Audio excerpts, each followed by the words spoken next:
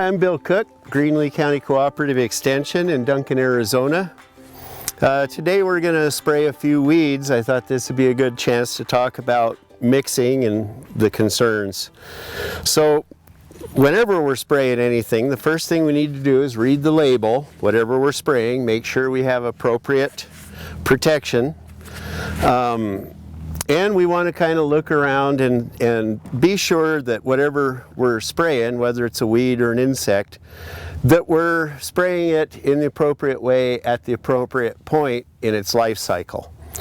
So taking all that into consideration, we read the label, put on our gloves or whatever the label calls for, and we start with a clean sprayer and a clean garden hose. If your garden hose has been laying out on the ground, it's always good to flush it out before you start filling the mixer or mixing in the sprayer to avoid getting any leaves or dirt or anything that would clog it up.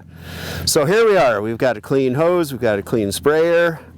First thing we do is we fill the sprayer half full. Then we shake our material that we're using and we measure.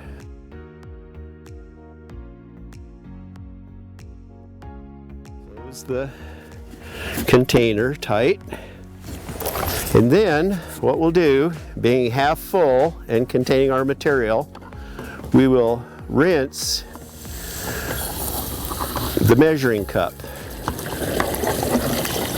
I like to rinse it 2 or 3 times. Then we go ahead and top off the sprayer. We're ready to go. So this particular material does not require for agitation. If it did, if we were spraying something that required agitation, we'd make sure and shake this up a little bit every now and then as we go.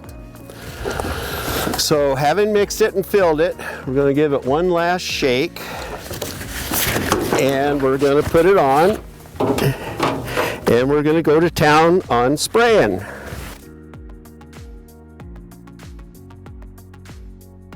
As per label instructions, we spray the weeds to thoroughly wet them.